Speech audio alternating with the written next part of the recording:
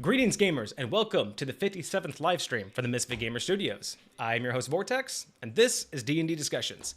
On today's episode of Homebrew Review, we have a viewer-submitted item from Inventureology. We have a creature this time. I think it's our first creature.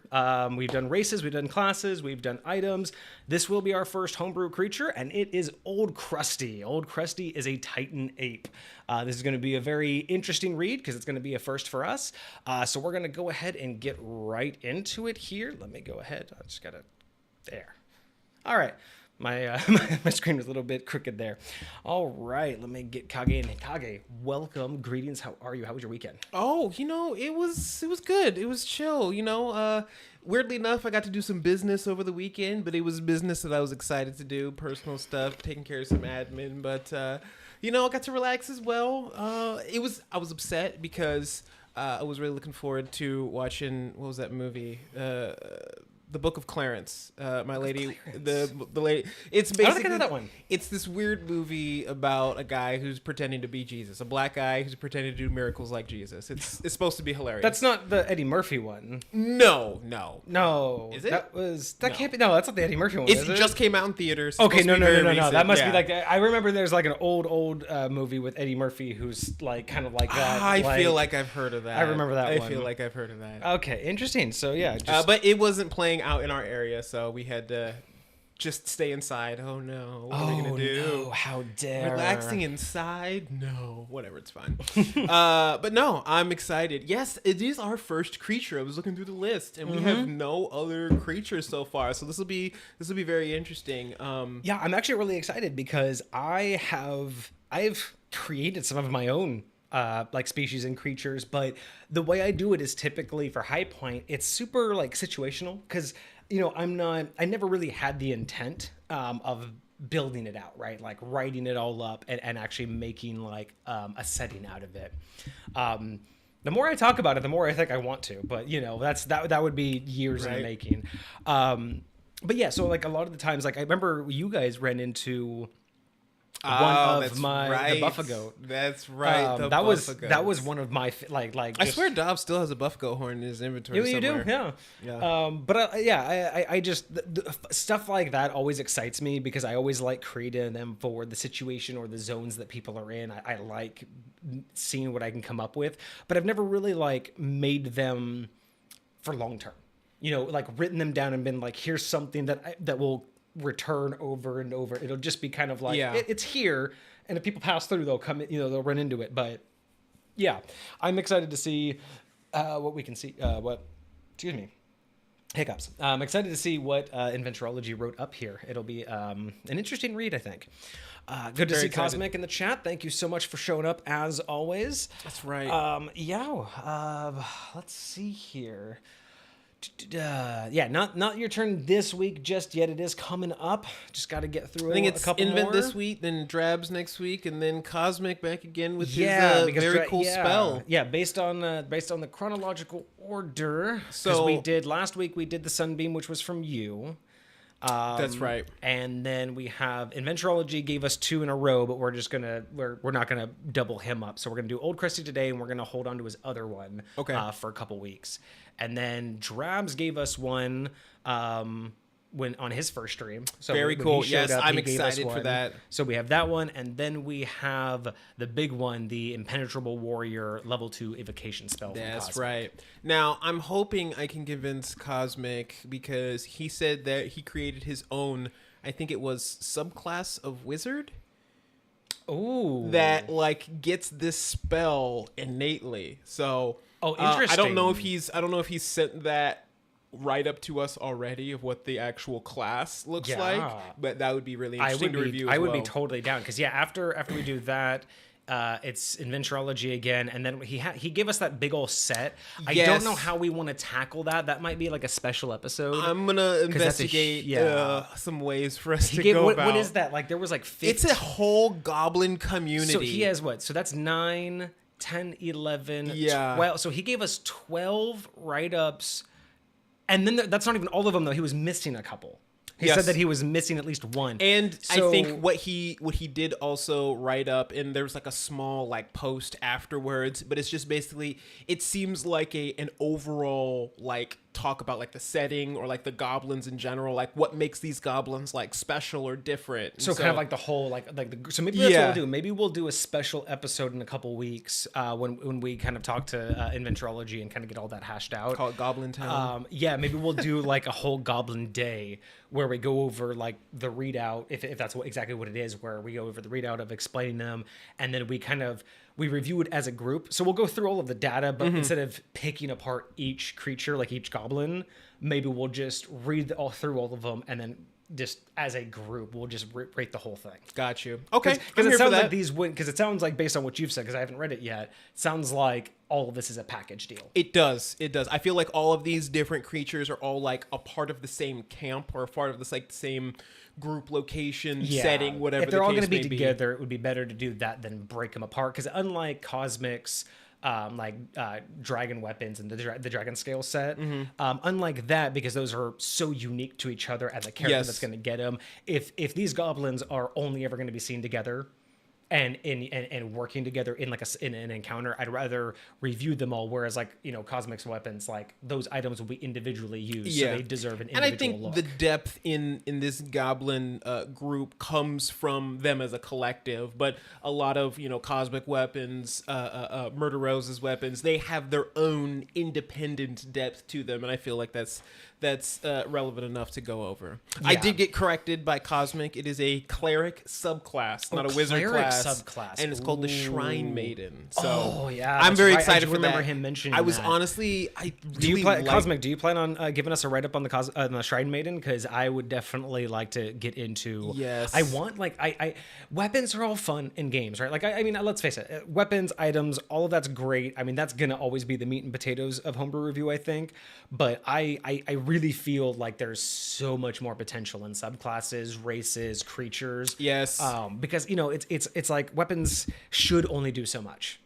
But when you really want to look at a whole race, like the balancing's a lot different, the lore's a lot different. So yeah, I'm really interested to see if Cosmic will write that up for us, and give us a look at what that cleric's going to look like. All right. Well, I'm excited for what we have today, though. We're being told 3 weeks. Thought it was this week. Was it Hat of the Neckbeard that we were counting? Let me see here.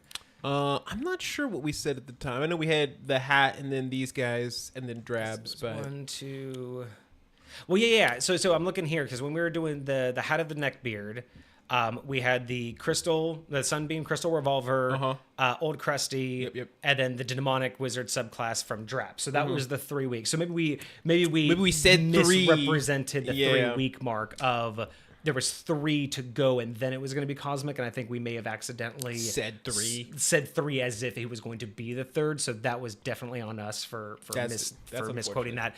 But yeah, because I'm looking at here is when we were looking at the order that they were submitted in, we did have the Hat of the Neckbeard, then it was the Crystal Revolver, and then Inventureology doubled up, but we're going to split those. Gotcha. And then Drabs came in. This is a work in progress, but that subclass will come out. I can't wait.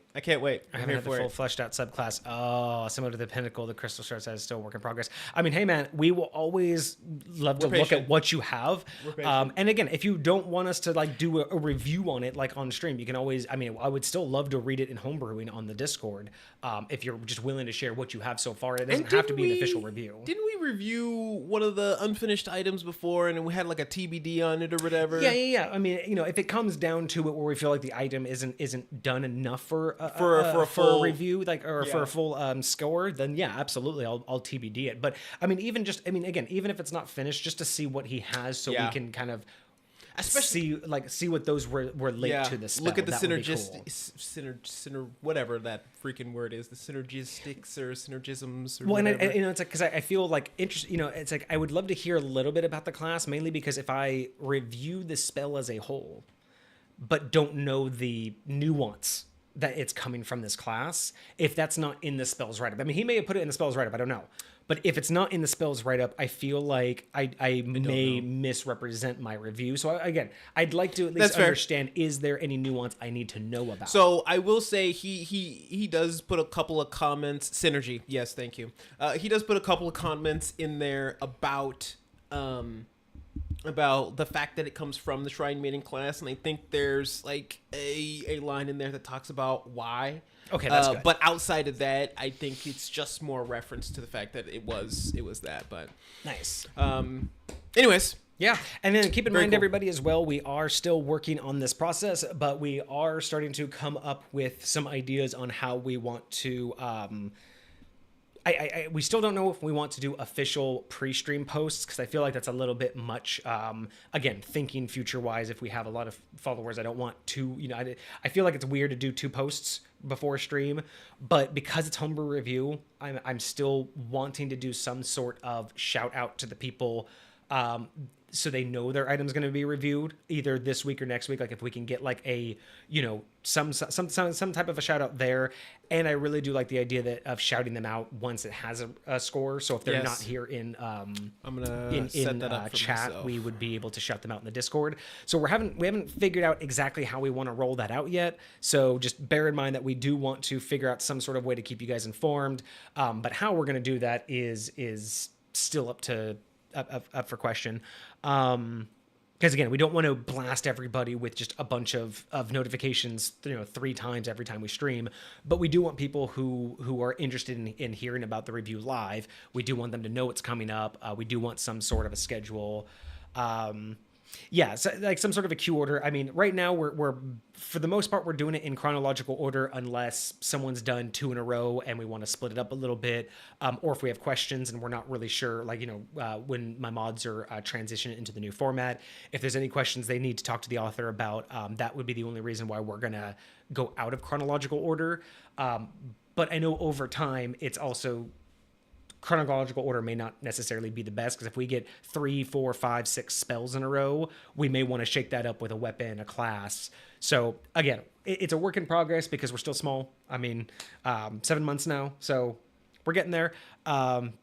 We appreciate your guys' patience, but we do want to set up something where we can let you guys know what's coming up, so to tune in, and then some sort of notifier after the fact, so you guys can get the check mark that, or you guys can get the notification of what the score was. Other update too, in the Discord, we do have the 3 new roles that you guys can sign up for. Yes. I pinned the message. I'm going to go ahead and tag Discord right now. But I did pin the message in the community chat, so you guys can go there. Basically, we have a going live, we have an updates role, and we have a polls role. So when we post new polls, when we post updates about the Discord or the stream, and when we go live, we do have roles that will be updated, and it'll give you a ping in the Discord for that. So if you want, go ahead. Like I said, it's in the pinned messages. You just react with which one you want the notifications for, and you guys will be able to get that. It's also now in the new follower setup. So the onboarding, we've actually improved the onboarding process of the Discord now. So those will be the first questions they get asked. Basically, it's going to be super quick. They apply. They basically agree to the rules. They get asked like 4 questions. Basically, it's where did you come from, Twitch or YouTube? Do you want to know when we go live? Do you want updates? And do you want to know when we post polls? And then you're in. That's it. It's super quick. They still have to do the follower verification to post their name, but that's no big deal. But yeah, the onboarding is super quick now. It's like 2-3 clicks and they're through. Way better than what it was before. Awesome. Way smoother. So that's good too. So changes are still coming. We are still working on trying to smooth this out. Like I said, it's still new. We've made a lot of changes so far, and I think, like I said before, earlier this month when we kind of re-kickstarted 2024. Oilepa, hey, how's it going? Good morning in Germany. Hope it's a good morning. That's right, for you. morning. It's Excellent. super early. I think it's 5:30 right now, 5:20. So it's a super early morning. Great to see you. I'm glad that it's so trippy to me. Like, it's like, obviously, you stream, you expect to have followers, but there's just always going to be that one that stands out. It's like you wake up, you're in Germany and you're waking up to us. That trips me out, but I love it. Why do I feel like it's the dope. start to a Folgers commercial? 4:20 a.m. Jesus, it is way earlier than I expected. 4:20. All right. But yeah, so again, more changes. We are working on just trying to improve everything. But like I had mentioned before, when we first started 2024, we also want to let certain changes simmer. We also want to let certain decisions run their course. We don't want to make too many changes too quick, part and partial, because if something works, we don't want to overlook what worked and why it worked. And we also don't want to overshadow any changes that we're making and not see them through, right? You know, like adding a whole bunch of roles. Right now, we got to figure out, do people even want to hear us go live? Do they want updates? And do you guys want to participate in the polls that we post? Because we do want your guys' information. That's why all the polls pretty much, unless it's a temporary one for any reason, I'm pretty much always going to intend to have most of the polls live at all times, just because people might want to change their answer, especially for the one on whether or not you watch our YouTube content. That might change over time. That's fair. You know, we might like this, you know, the logo, I want to keep that up at all times, because if popular opinion changes, I want to be able to keep up to date with that. So yeah, so just things like that. If you guys are interested, you know, we really want to hear from you. So, you know, keep in mind, that's why we have the suggestions channel under D&D discussions, because that's just to tell us, what do you want to see in the Discord?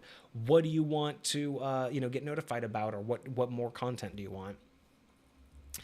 I can't wake up if I didn't even sleep in the first place. Well, okay then. Just, I mean, you don't have to sleep, I guess. Facts. Straight up. All right. I didn't see Inventureology in the chat. Not as of yet. Is Inventureology online? Do you want to... I did see them online earlier. I'll see if I can ping them. And I mean, again, I don't want to like ping people if they're not already online, but if they're on the Discord, like if they're online on Discord, I don't mind like pinging them. But if they're like offline, I don't want to like... They look green to me. I mean, if they're green, I you know, might just a little nudge, wink, wink. Hey, your item's going to be reviewed today. But that's the thing too, right? It's like I don't know how we really want to do that, especially as a community and as a Discord. I don't want to like personally message people. I don't want to get into the habit of having that kind of situation with my mods and myself, but I also don't want necessarily a community post on the community chat page every single time. I mean, maybe people want that. I don't know. Maybe that should go in its own channel. And again, it's like you could say, well, it just should get its own channel, but I don't want to have like 150 channels for all the things, just for every little tiny thing. So it's like, I don't know. I you know, maybe we'll do that in the going live or something. Like maybe we can do, I don't know. I'll have to figure that out. I will have to figure that out, guys. You long rest, regain your spell spots, hit points, get rid of exhaustion. Oh, but he's a barbarian, so yeah, he doesn't. He just needs to get the health back. That's all. That's all you need. That's all you need. Just that. Rage. All right. So yeah. So I think that's all the major updates right now. Homebrew review. We still have a couple items. We do need more from you guys. We're only 3 weeks out of with items. We got 4 or 5, because I think there's one more after. There's 1 or 2 after Cosmic's spell. Okay, so we have a couple more. So yeah, we need more from you guys. Please submit more. I mean, D&D Beyond is great. It's nice to be able to do high lows. I want to be here for D&D Beyond. I haven't actually. You been haven't here for done a high any low of the D&D Beyond. Well, it's mainly because I'm not here. Well, no. It's mainly because whenever it was a homebrew review and you weren't here, it got to that point early on, before it was homebrew review, before we actually had this Monday episode. When I was just looking at homebrews, the problem was I would have a whole episode where I would sit there and talk about it and rant about it on my own. And then the very next episode we'd have a topic, but we'd have to talk to you. I'd have to talk to you if you were here about the previous item. That would be the whole episode. And then we'd barely get to the other topic. So instead of constantly having 2 episodes of the same topic, I got to that point. I think it was like one of the days you weren't able to make it. And I just decided, I'm like, I don't want to do a homebrew review when we're just going to have to talk about it again. So I was like, I think it was one of Cosmic's items where I'm like, hey man, I think I'm going to pause on your item this time. Sorry, but I want to make sure you're here for it. And I think it was also the time that you had like 2 weeks in a row you weren't here. I think it was the first time Cosmic had to like wait for his item. I came back, it was like, yo, we need to know what you think about this, bro. Come on, I think it was like one of the first times we had to delay Cosmic's item. So yeah, that's kind of where we're at with that. But yeah, so it's like high-low has always just been because you're not here. So I guess it's only ever going to be either you're not here or we don't have an item. So both one of those things will have to be true. Facts. All right. But yeah, homebrew review is doing very well. We need more items from you guys. I still haven't made any decisions on the time frame for YouTube content. So as of right now, we are constantly live streaming to YouTube and saving all of the content. So again, if you've missed anything, you can always go to our YouTube channel at MisfitGamersStudios Live and rewatch any of the live streams. If and when we're going to do actual content is either when I start having free time enough to learn editing, or I can find an editor who's either cheap enough or willing to work with us to at least get some sort of like rollout going. If they want a fun editor project to come dig through some, Yeah. find some gems in here. Because listen, bet money, we got a whole bunch of gems just waiting to be birthed. Well, and that's the beautiful thing. I mean, we, with the content that we talk about, with all of the rants that we go on, I got to imagine that every episode has 2 or 3. I don't want to say really good, as if like we're like our content's that good, but I got to imagine that like content wise, there's got to be 2 to 5 shorts worth of content in almost every live stream. Because how many times do we make a determination, or we look up a rule, or we talk, like there's so many times where we are creative or inspired by something, or fully encompass an idea, even if it's just rules as written, but say it in a better way, that I really think that we could pull out a lot of short content. Stuff that would be really helpful for people, just because I can't tell you how often it's been beneficial for me to just understand something a different way. And there's sometimes where you, for whatever reason, the way you think about it resonates with me so perfectly that the way you said it just freaking clicks, and like I can't imagine that's not the case for other people too. I would hope so, right? Like, I mean, there are times where you can just say something like I'll be struggling to say it, and you'll just hit it, and I'll just be like that right there, like being able to post those out there. And then it would be great to make, obviously these are nice 2-hour, 3-hour like streams, but I mean, let's face it, probably the vast majority of this could be summed up in 30-40 minutes. At least when we're talking about a main topic, and then all of the side fluff. So that would be the ultimate goal, is to start making our content a little bit more digestible, But it is definitely fun to have people come and hang out with us for a couple of hours and sit here and talk about stuff and get a little back and forth. But like you said, having other kind of content where people can just go and digest it at will, for a little bit, like I feel like that it does make it a little bit easier for people to play around with. It'd also be nice because then we could reference the material better. Like, instead of saying, on this live stream and 3 hours in, just be like, this episode, or this this clip or whatever will be pretty nice. So so keep in mind that's going to be coming in the future. I don't know. The goal is to start. Doesn't matter. I don't know if we're going to have a consistency. Keep in mind, I don't know if we're ever going to be consistent this year, but this year the goal is to start making YouTube content. So whether that's just a handful of shorts, one solid episode of just an edited down, live stream. Because, what I really would like to do is, at least for myself, at bare minimum, what I could probably do is kind of treat it like the podcast, where I could at least just cut out all the bad stuff and not really put any into it, but at least just make it more of a solid conversation. Right. And then at least that would be a better podcast to put out to you guys. Because right now, the live stream, I try to keep in mind that it's also labeled as a podcast, so I try to keep a consistency and not require a lot of visuals. But I feel like a lot of, I think you do a very good job about that. I think that a lot of the people, even other podcasts and stuff right now, like a lot of it, people go off on tangents. People talk about other stuff. People, get a little distracted, but it's all good. We still make it work. So Cosmic Cosmic has a post in there that it's like it makes me laugh, because yes, in one respect this would be terrible, but in the other respect it kind of is like, obviously we would be excited if this happened. But Cosmic is saying, imagine having so many followers that the queue for homebrew review causes a person to wait half a year to get their score, just due to how many people have submitted. I'm like, bro, as much as that would suck, you don't understand. From our point of view, like, I can't say I would really be upset if I had that many people. Like, that is kind of crazy. Like, again, we're doing this for fun as a hobby, but like, because again, I would like to believe that what we talk about and the viewpoints we have resonate with people. I would like to believe that it opens people's minds up to think for themselves and to be more confident in the way that they want to play D&D. That's basically all we're here for, is to do that. But I mean, straight up though, if we got that popular to people wanted to know what we thought, like if we were that popular that people were submitting that much just to hear our thoughts, like I'm not going to lie, that excites me. And if that were the case, bro, Homebrew Review would probably be more than every Monday, and we'd probably do more than one a day. You know what I think would be kind of cool? It's like not every...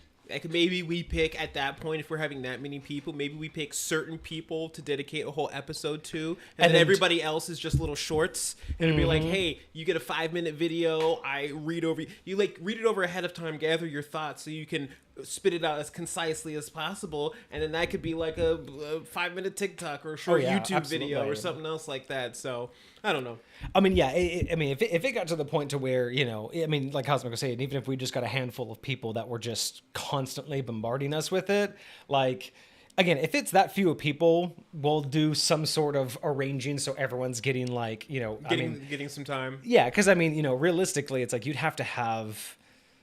I mean, to wait 6 months, that would be how many? I mean, how many items? How many Mondays? Well, there are 52 weeks in a year, so 52 Mondays. So cut that in half. That'd be 24 items. So it's like you'd have 24 items, and yeah, so it's like yeah, we could fit it in to make sure that everyone's getting a good rotation. But I can't say that I would be upset about that. Like, I would love to never like to be completely honest.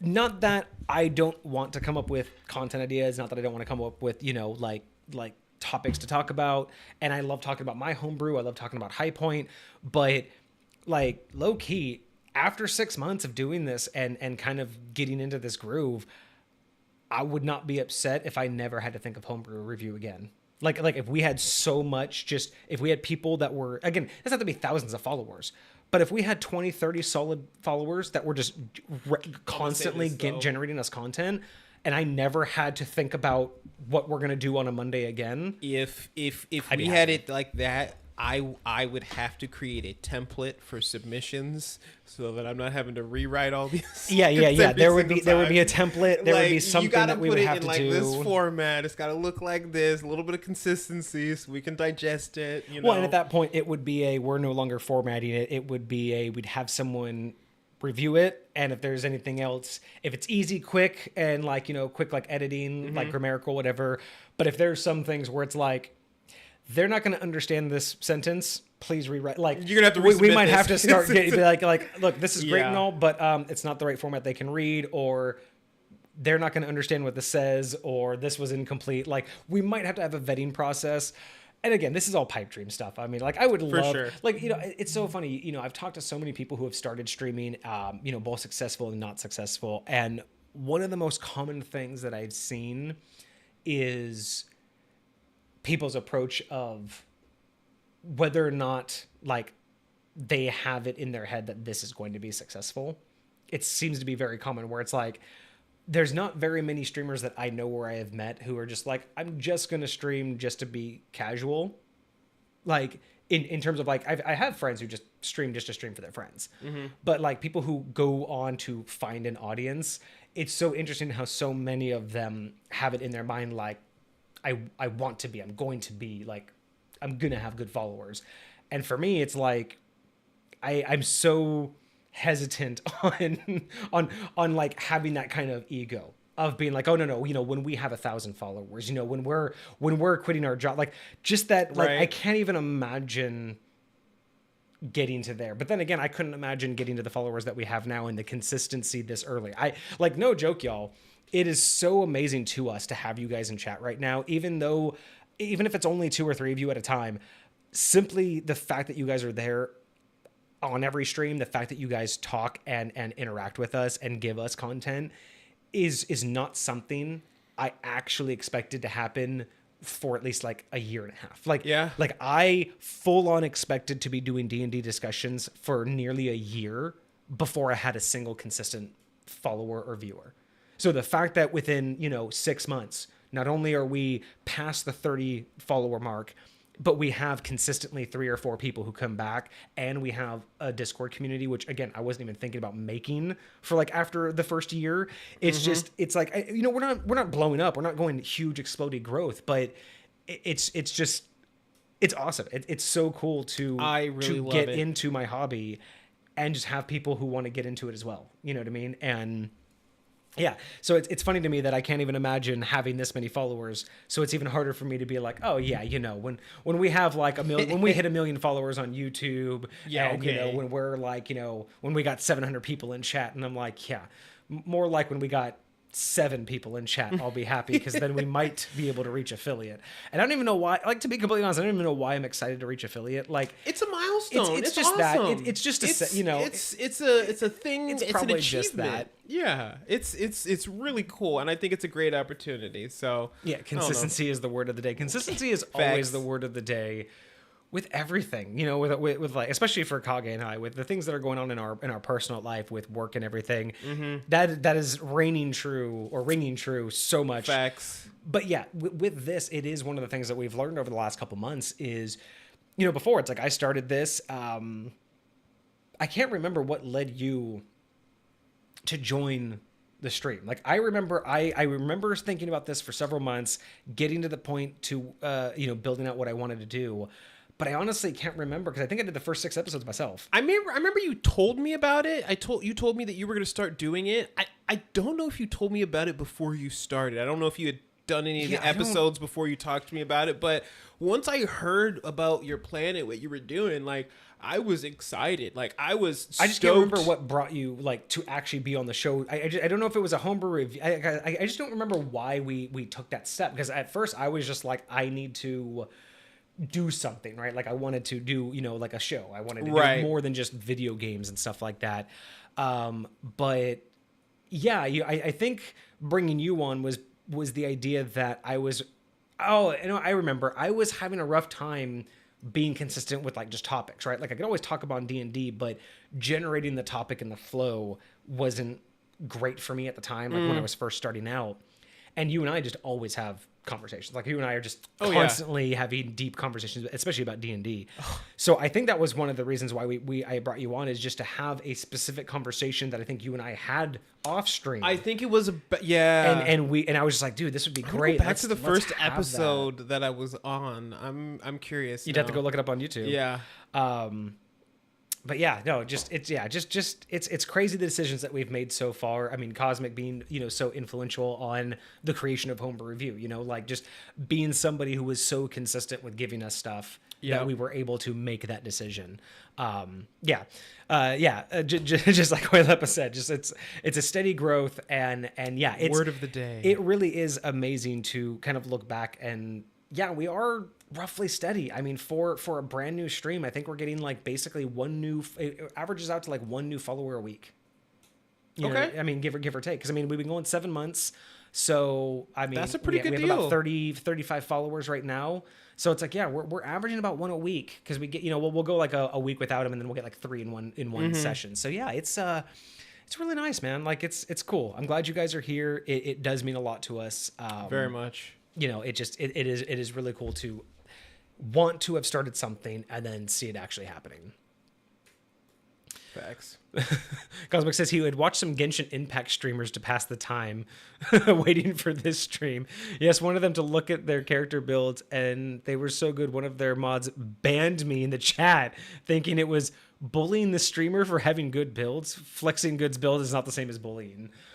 So Cosmic's just like, hey man, have you thought about doing this build? And he got banned for basically like flexing. I mean, listen, you're just out here trying to, like, help out. You know That's what? crazy. No. You know what? Actually, no, Impact. that's a really good idea. You know what, Cosmic? Your homebrews are too damn good. You're like making all of my viewers feel really bad about how, like, their homebrew. I feel bad about my homebrew.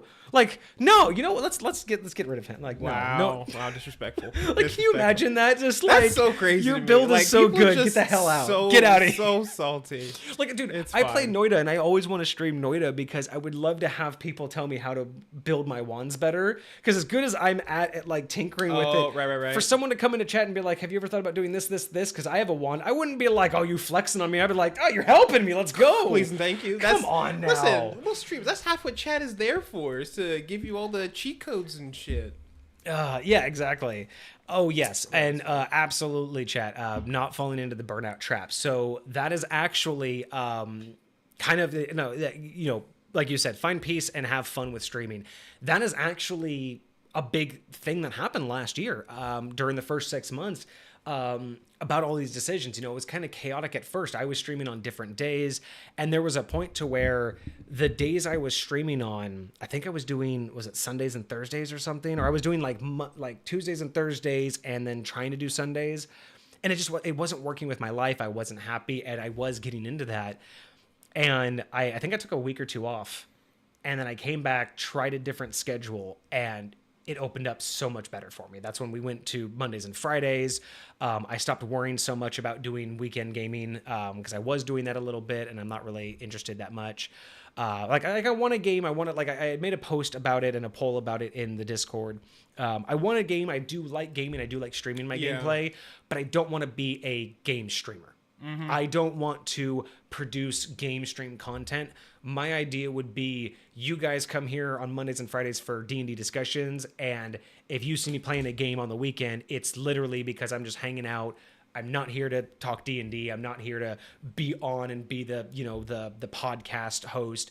I'm just there to play games and chit chat with you guys and just give you a different viewpoint, because I do recognize that I don't have like a persona that I want to put on, but I do recognize that I put a lot more effort into thinking about myself, what I'm saying, how I'm saying it when we're doing this, because again, I'm thinking about YouTube content, I'm thinking about podcasting.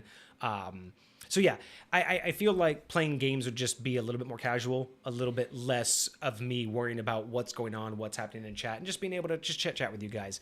But yeah, I was worrying too much about making game content on top of this, and it just wasn't feeling good, so I backed off of that. And yeah, I really do agree that finding a good balance with how often we do it, and what we do. Like, adding homebrew review was such a great idea, because now it splits up being able to have a day where we talk about just a topic, and then a day where we actually get to like be creative. Because sometimes, our topics aren't very creative. They're just more about what we think about a certain direction that D&D has gone. So, excellent point. Thank you. And what do we got going on here? Sorry, we were geeking out about some Genshin in chat. I was like, a C6 shotgun. I'm like, what are we talking about? What is this gibberish out here? Whatever, it's fine. Okay, so that's it. That's your Genshin stuff. Yes. Cool. Okay, I'll let you. I don't know anything about Genshin. I won't do any of that. We've definitely passed the time plenty enough. We need to get to this homebrew review. Did we get any? Did Inventureology ever get back to us? Not as of yet that I have seen. That's unfortunate. Pinged them in chat, but not a problem. That is unfortunate. It's okay. I will give him 2 more minutes because I'm going to go refill my water. If he's not back at the 45-minute mark, well, in a minute. Basically, yeah. When I get back from water, if he's not back, we'll start it. And we'll get to this homebrew review. And then I'll let you two Genshin Impact it out. All right.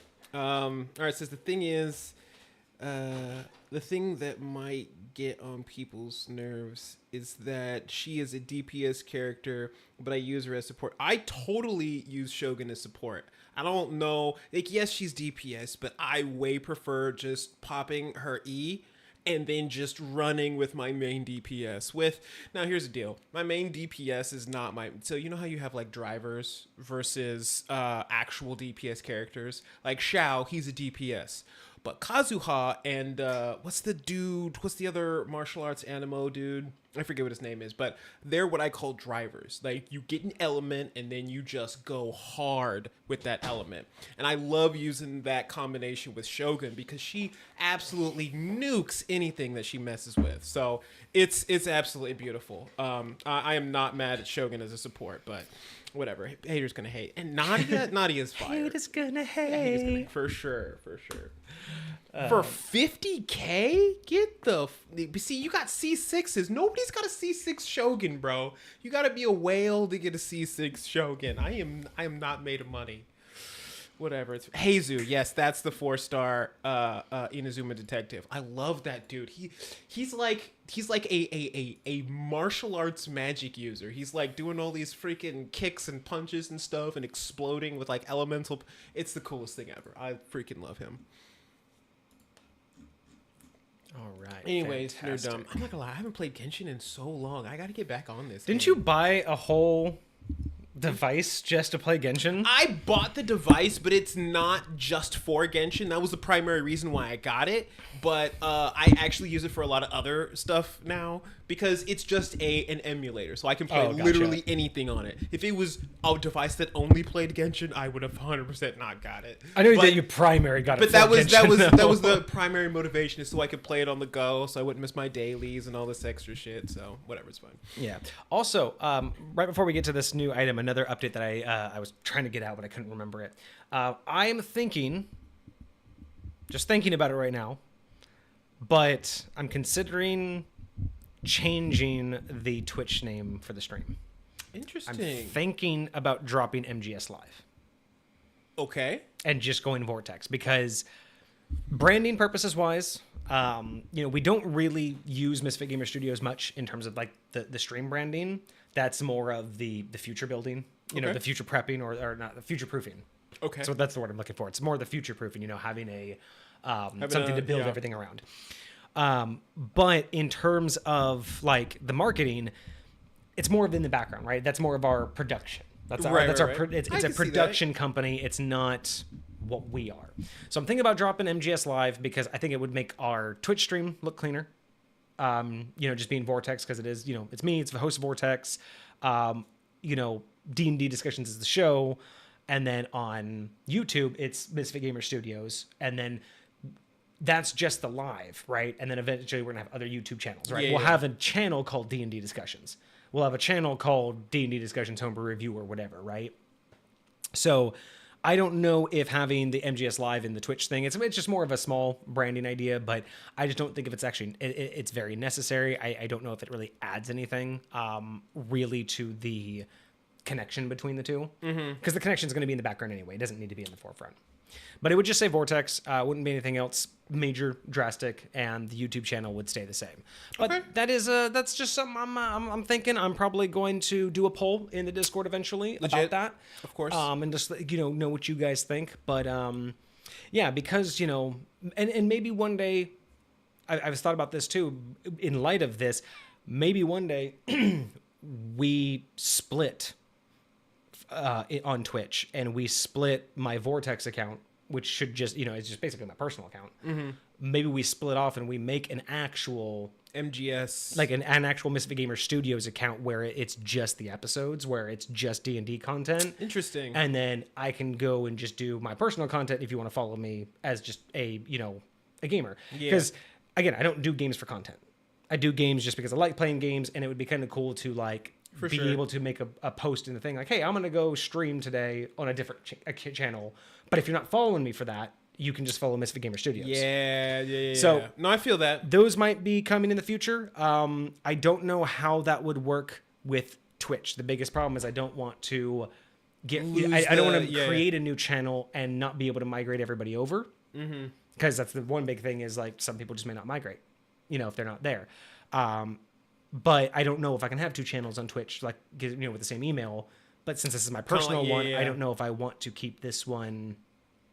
So I'll have to figure that out. Yeah. Just little things. But those are all the updates. That's what I could do. What are we doing here? Is this more? Is this all Genshin? I think Helopia is this might be an item of theirs, like a regular magic item of theirs. So I'm gonna copy this, and I'm gonna flag rarity. Oh, I'm gonna throw it in. I don't know if they're in our Discord, but I'm gonna copy that and hold it down. It looks like it got cut off at the end because it says outside of, without it finishing. But yeah, I don't. And then so is that gonna be for us? Is that like a submittal, or is that more Genshin Impact? I don't think it looks like Genshin Impact. Okay, because it looks like D&D. I have no idea, but I know that was like the last conversation that was happening. Yeah. Give him a link. Do you need a link to the Discord? There you go. Okay, so nothing from Inventureology, so he'll have to come back. Let's go ahead and get this thing loaded up here. Nope, that's not the right one. We want the window capture. Here we go. Is it?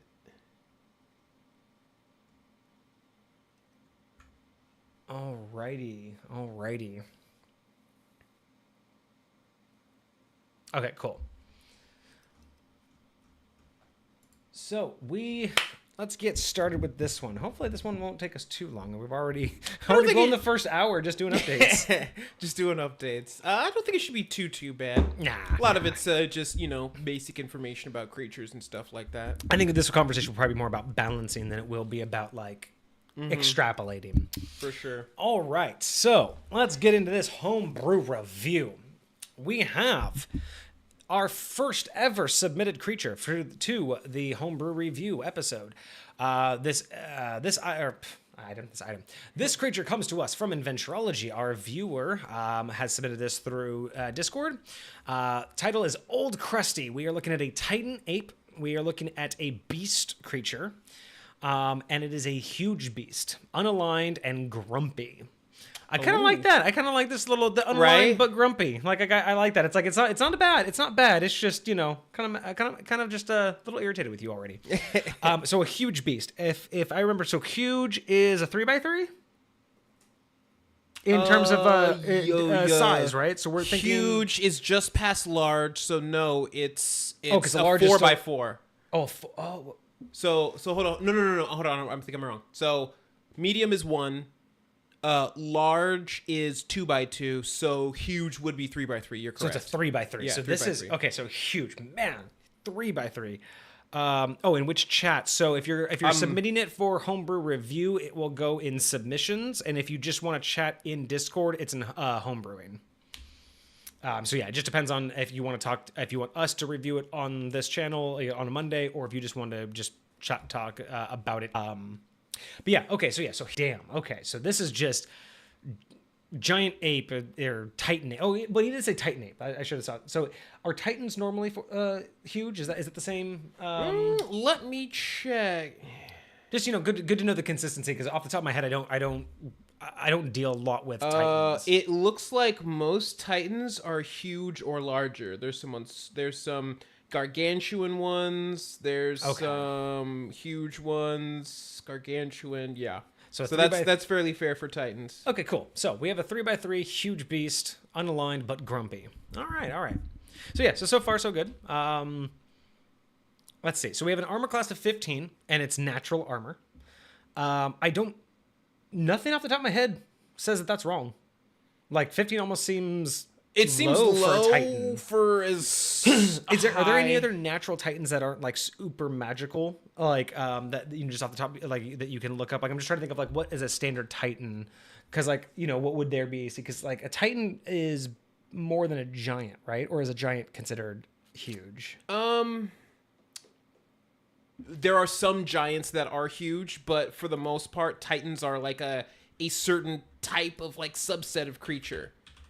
Okay, let me see, because 15 actually sounds right. I'd almost just curious if that's fair. There's a couple of other ones in here around the same.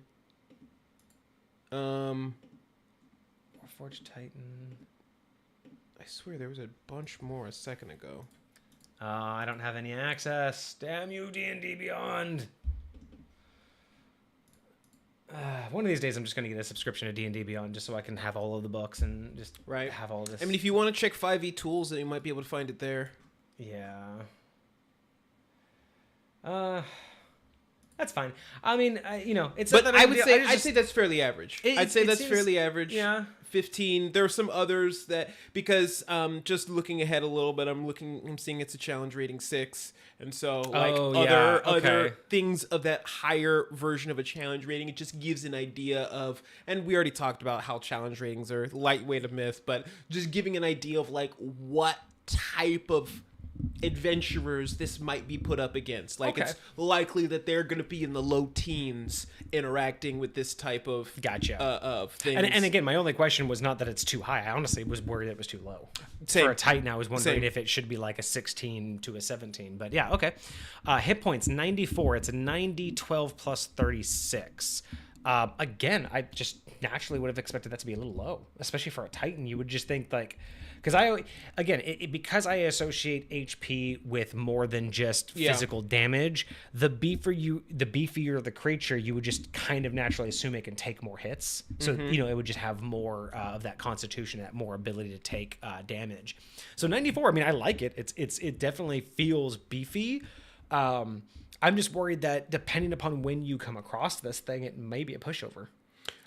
So I'll say for AC, it kind of makes sense. The bigger they are, the lightweight, easier they are to hit. They probably don't have crazy totally dexterity. Yeah, they're a big target. I mean, just plain and simple, they're a big target. As far as they move AC, slow. yes. As far as HP, I think that's usually where the majority of their longevity comes in. Is like it takes them a while to hit them down. So unless they have some significant resistances, I do think that it could be low. It could go out pretty quickly. But maybe they have some crazy abilities that means that they could heal themselves or something to that effect. So, what if I went into monsters? I should be able to look at the size. Here we go. Large. Ooh. What comes after gargantuan? So we have tiny, small, medium, large, huge, gargantuan. So technically Titan isn't really there. Well, Titan isn't a size category. Titan is a creature type. Oh yeah, sorry. So, that's my bad. My brain was just I wanted huge. Huge. Okay, so let's look at huge. Let's look at. You said it was a CR of 6. Yeah. So we'll give this thing a max CR of 6. I'm just curious, like, out of the book, what would a 6 CR at huge actually have for some base stats? Right. Because I really do feel like a Titan ape, you would expect this thing to just take fucking forever. Even if you're hitting it dead on every time, I would just expect this thing to take forever. Take a while. I mean, you got this massive thing. Nope. All of these are paywall blocked. Stupid. Can I do... Oh, Cyclops, basic rules. Here we go. So a Cyclops is a huge giant, 14 armor class with 138 HP. What's its CR? This one is considered a 6. A 6? Okay. So that's a fair comparison. So this is a 12d12 plus 60, and Inventureology is giving us a 9d12 plus 36. So maybe he just made King Kong. Yeah, maybe he did. Yeah, I kind of feel like it needs a little more health. You know what I mean? Like maybe at least like a 10d12 plus 50. I mean, I probably didn't want to rip off like a straight. So what I'd say is a lot of those 10d12s and stuff like that, those are based upon what they are considering the creature's level. Yeah. And so, because like you think as a player, you get the same thing. If you're a 10th level fighter, you would get 10d10. Yeah, because whatever your because here's another one. So this 6 CR mammoth, huge beast, armor class is 13, hit points are 11d12 plus 55. So our guy is getting an armor class of 15. So you can kind of see like he's getting a slightly bigger armor class, slightly less health. Let's see. Let's look at one more. Giant crocodile. Let's see what a giant crocodile. Armor class of 14. Hit points are 85. So yeah, this has even a less of a AC and around now, the same. Crocodiles are water creatures, and so they do have a huge advantage in the water. That's true. And they are, well, we'll say amphibious. They can do both land and water. So hill giant, armor class 13, hit points 105. And that's what CR? That's CR 5. Okay. So just slightly different, but again, already got a significant pool more. We said 105? Yeah, that's just 5. The giant crocodile was also a 5 at 14 AC and 85 hit points. And the 6s are 13, 126, and 14, 138. So I would like to see the ape's HP reach 100. It doesn't have to be equal to the 138. Yeah. I would like to see it breach 100. You know what I mean? And maybe maybe like 10d12 plus what 50. you do from that is so they're D12, right? Yeah, it's a d12. And how many D12 right now? For old Crusty, it's 9. 9 D12. Okay. And it's plus 36. And again, that's probably based upon their constitution modifier. So that 36 should be 9 times their constitution modifier. 9 technically, times 4, yeah. That technically for So that's fine so I would just say bump up the d12 or bump up the d12 to maybe 10 or 11 just to give it a little more. Okay. Because again, I do like that it has a beefier armor class compared to like a giant. I do like that it makes sense for like a gorilla. Because I'm just thinking like a giant is, just a really big muscly creature, whereas like think about the muscliest like bodybuilder versus like a silverback gorilla. Like bodybuilder's still crazy, but the silverback gorilla is just a walking wall of muscle. And that's what I'm thinking about this. This is a mountain of muscle. I would just like to see those hit points go up a little bit more, make it a little bit longer to take down. But I also get it because he did up the armor class. So it is harder to hit. It's harder to get. It's harder to hit because it's it could have features that affect that. Yeah, that we haven't gotten to yet. So okay, and then speed 40 feet, and then can climb 40 feet. Climbing makes perfect sense for an ape. I'm trying to think. I guess for this for an ape, like for something this gargantuan, I don't think. Because at first my thought was like, wouldn't it climb faster than it walks? But not at this size. Like a smaller monkey or ape might be able to go climb faster. You gotta think, what are they gonna climbing? Like, what is something this big gonna be climbing? Maybe it's gonna be sheer faces. It's gonna go, and then it's gonna be all of that weight. So, So I would say. I was just gonna say, I was thinking, like, why wouldn't it climb faster? But I think because of its size, its speed and its climb should probably be equal. So that makes sense. And then, okay, so we have stats. So it is a 23 in strength, it is a 16 in dexterity, it is a 19 in constitution, an 8 in intelligence, 13 in wisdom, 7 in charisma. I'd say that washes max. Most is their strength. Because they're so big, I might think they'd have slightly less dexterity, but they are an ape. I'm glad you said that, and that's exactly what I was thinking. But again, it comes down to the size of the ape. It's gonna have over 10 dexterity. Like I would give it easily 12 to 14. 16 might be a little generous. With this.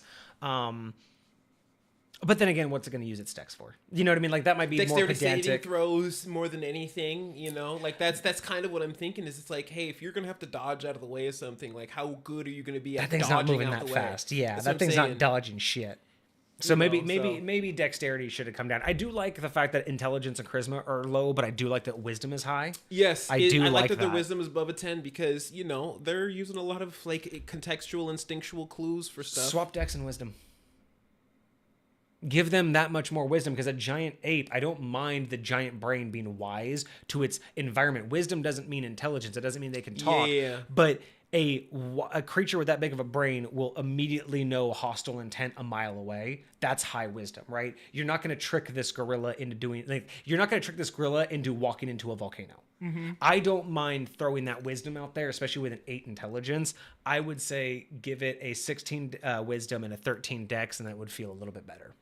I would almost leave 1 point in dex, so it would be a 14 dex and a 15 wisdom just to mess with those modifiers, because I think it's okay to have a +2 dex modifier, but I think +3 for wisdom's not crazy for an 8, but I feel like +2 would be a little bit more balanced, just when I'm thinking about the checks and like how much easier it's going to be for them to pass certain wisdom saving throws if somebody casts certain types of magic. And that's what I'm trying to think of, like what constitutes the like you said, you made a very good argument that dex is a little bit high based on situationalness, right? Like what is this thing really going to be doing dexterity wise, whereas wisdom wise, again, I'm not as familiar with like how how much leans into wisdom saving throws, but I feel like a wisdom Stuff like saving throw would if you make a cast lot of fear sense. on one of those things, a wisdom saving throw would probably help you get out of it. See, and I totally 100% would even to that say, yeah, I would It like a makes plus sense 3. that- yeah. Because again, this thing is just so massive. What could make it afraid? Like you are like that's what I would say. It's not intelligent. It doesn't know it's an illusion. It sees what you think it sees, and it sees what it thinks it sees. But it's just so of a slap, like everything's a fly to it, right? So I would almost want, I would almost want to keep that argument. I could see where we're adjusting them going. So I think it's good. I think the strength is perfect. I think the constitution's fantastic. I do too. I love the intelligence and charisma. I just think that Dex is a little high, wisdom could be higher. I'm here for that. Old Crusty has changed his mind. Old Crusty is now a druid. All right, so we do not have any proficiency bonuses or saving throws. So it was not mentioned. It was not included in the original so this is just post. as a standard for So the like I didn't see anything on there. Now, if we are going like traditionally saving throws wise, we can make some assumptions. Potentially it probably has a strength saving throw proficiency, it probably has a wisdom saving throw proficiency, but when it comes to its proficiency bonus, generally speaking, that's based on level. And so if we're assuming because of the hit dice that the level's 9, So all of these, including the CR5s, are getting a proficiency bonus of +3. yes, that's around average for something that's about 9. I don't think you get 4 until you hit level 10. And then, so the other thing that we need to look at is proficiencies. So proficiency bonus, we'll probably say it's a 3. Yeah. It makes perfect sense. Saving throws. Okay, so those are just optional. It's- These it's- guys don't even have saving throws. Like, Do they not?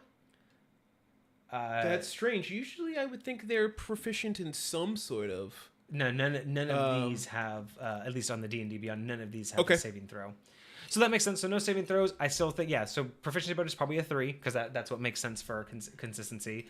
Skills, athletics, and perception. So the other ones I've noticed, they all of these guys have a boost in their perception. All of these CR 6s and 5s, all of them have perception. So I'm 100% okay with that.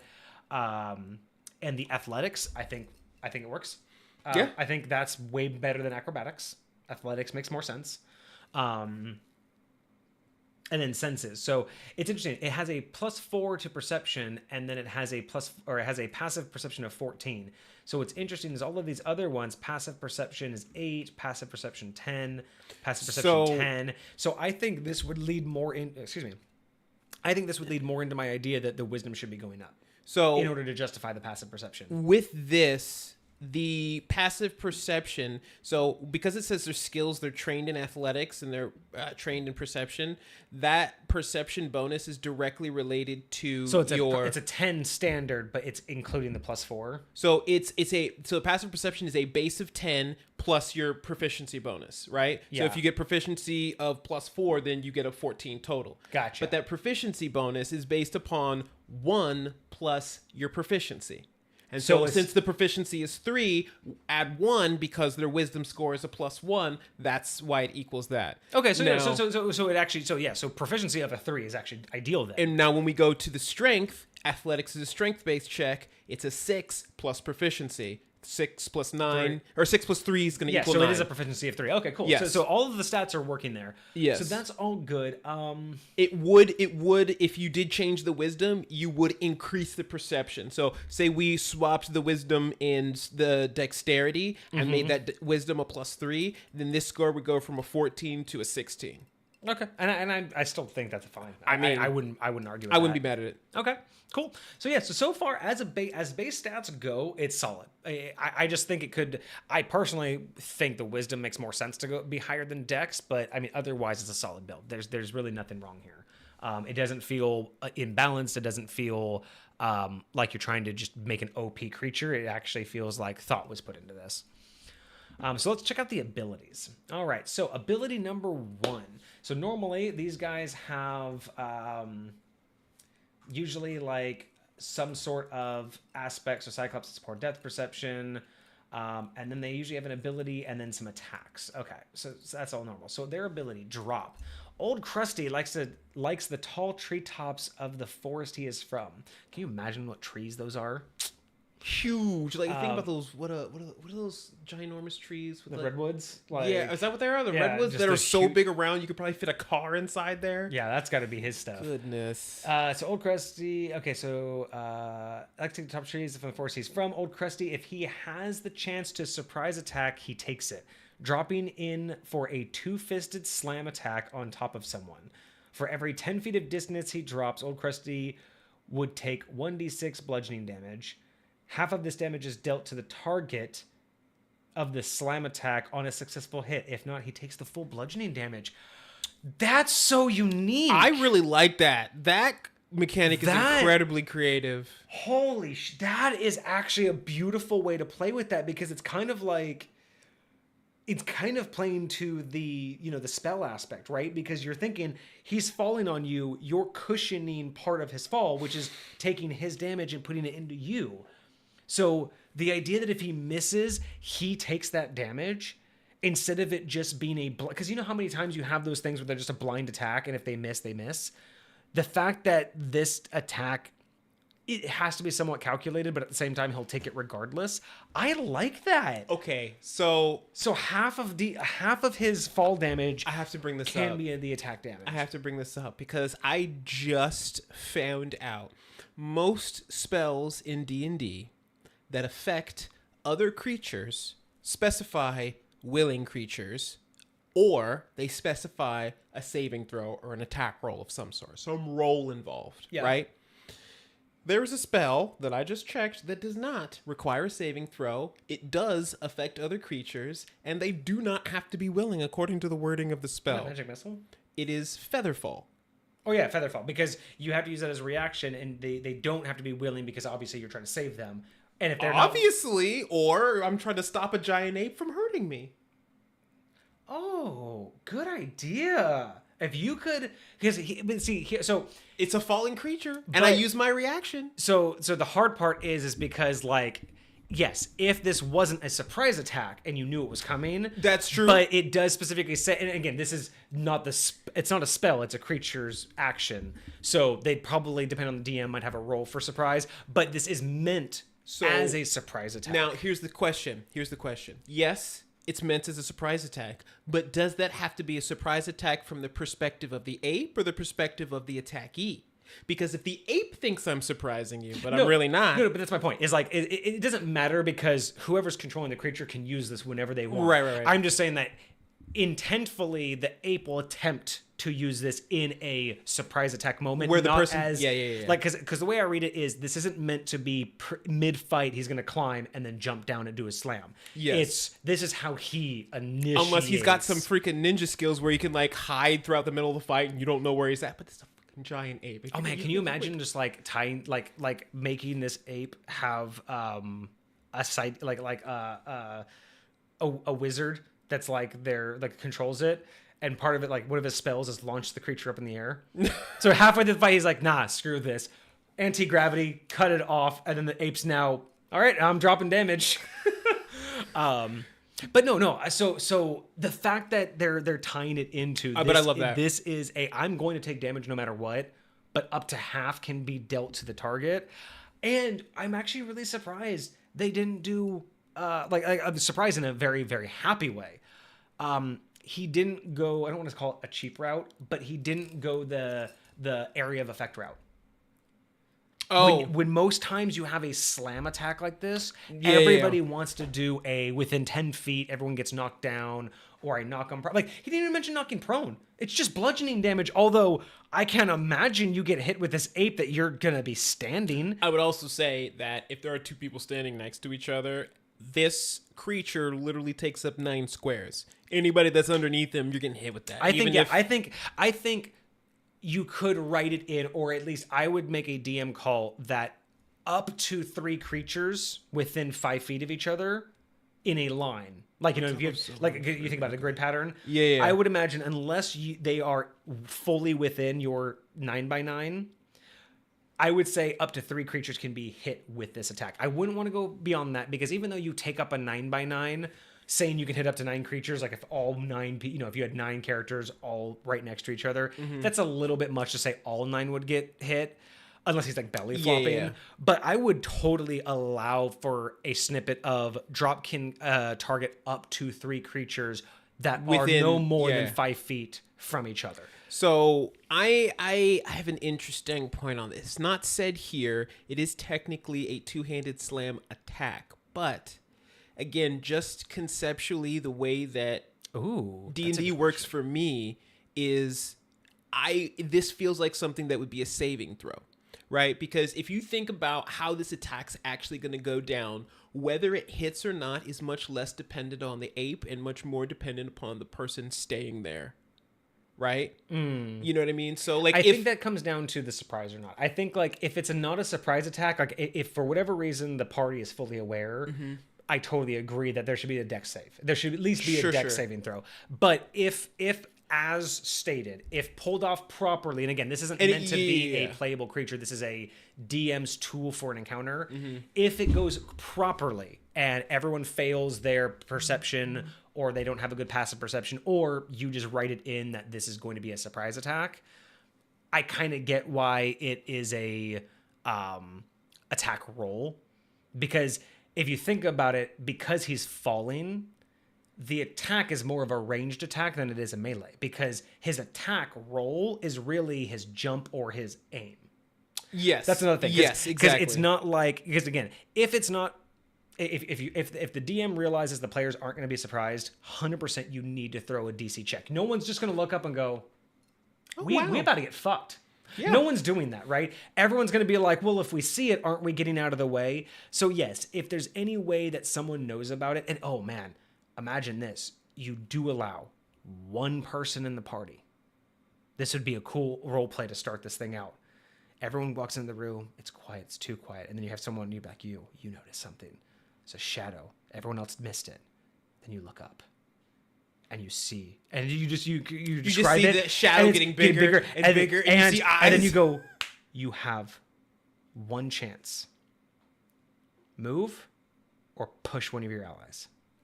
That's because you don't know who it's attacking, right? You haven't told them who it's targeting. All you tell one person is you see it. And all you can do is move out of the way yourself, or you can use this surprise. Like, basically, it's like you see it coming, but you can't tell everybody. You only get to choose. Save yourself. Because, again, if I'm a wizard, I'm going to be creative. I'm going to jump, and I'm going to cast Gust. Not Gust of Wind, but Gust. But that's what I'm saying. Right? It's not an action that you get to take. Basically, you tell them you have enough time to move or push one of your allies. Basically, it's a self-sacrifice moment. Do you go move because you want to push the paladin out of the way to survive the fight, or do you say, are you the rogue and you're like, oh, sucks to be you. So I think that would just be a cool like intro, but I 100% agree with you. Yes, it needs some sort of verbiage for a saving throw if the DM can't pull it off as a surprise.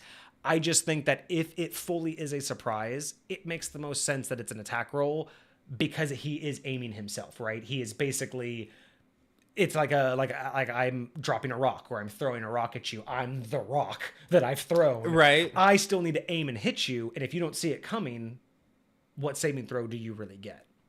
But if your AC is high enough and my roll is bad enough, I come down, I slam both hands on either side of the paladin. Just the ranger is at my, like in between my feet, and then you have like the rogue over here, like right up against my knuckle, like.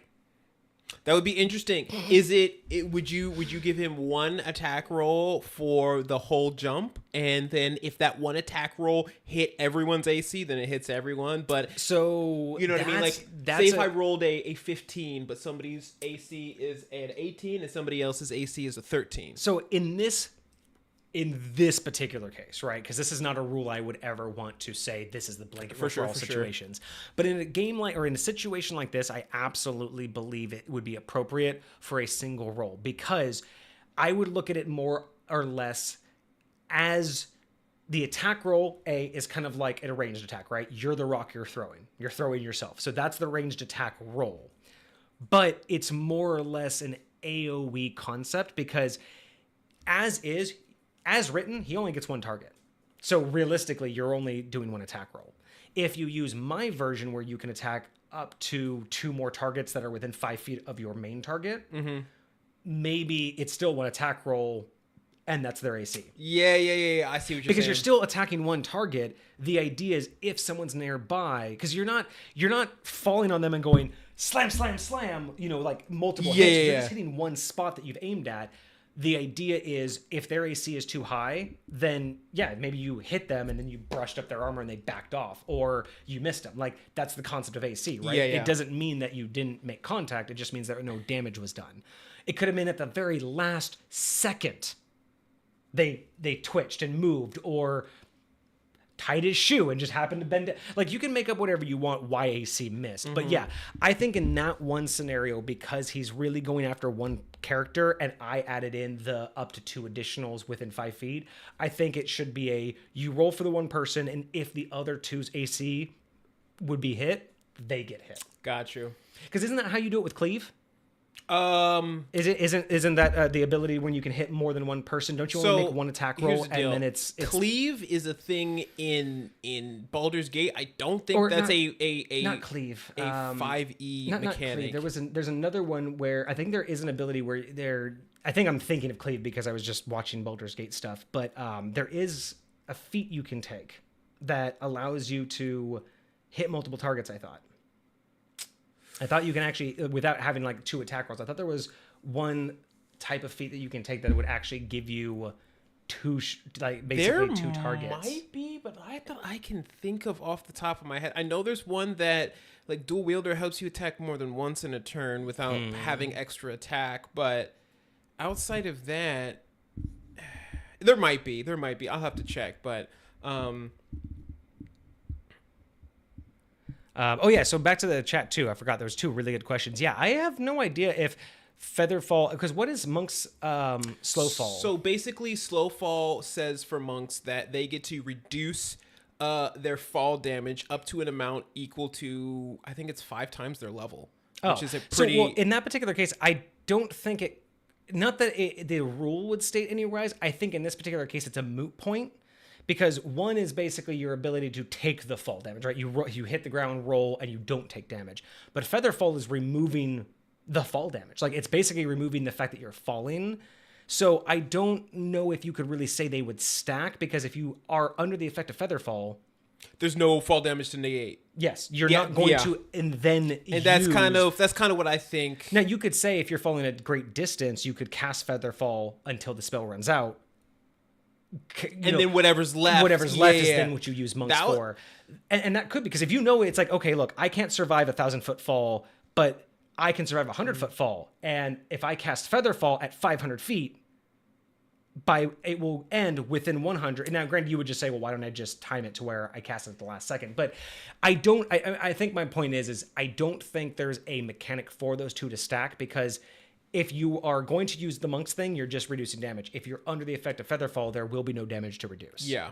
So yeah, good question. I just don't think those 2 work. I'm curious if a monk was like falling with somebody, and you know how I legit heard this story of somebody who fell out of they were skydiving tandem, and the parachute didn't open, and so the instructor like rolled over and like took all of the impact. It is like possible. The other person, so if a monk with slow fall is falling with one of their companions and they take the brunt of it, how much will it absorb? I would say that by doing so, you negate your monk slow fall, because the idea behind monk slow fall is that you're not doing anything in the air.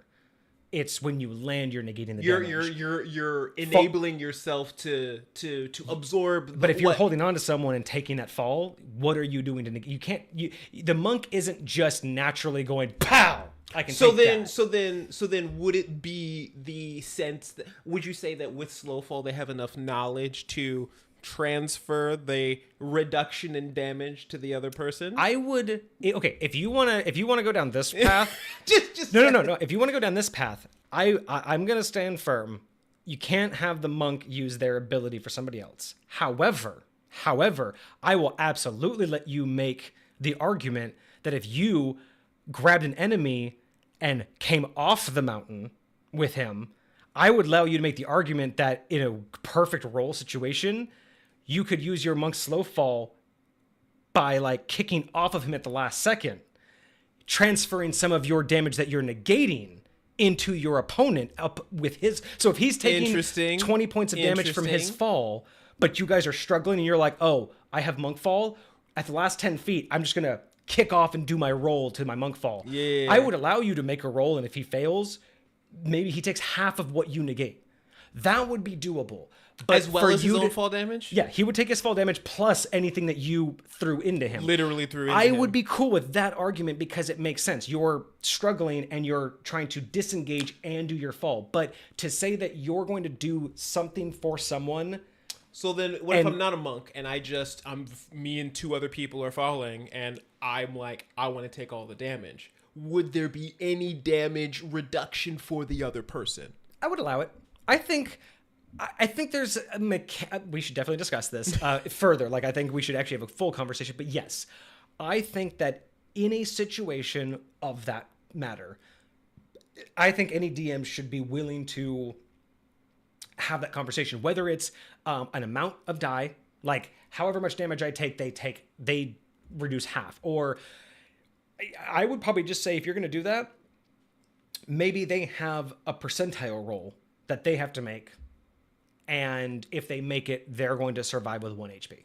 Like, I don't think I would go so far as to negate damage. Like, they're going to take fall damage. Whether or not it is enough to kill them.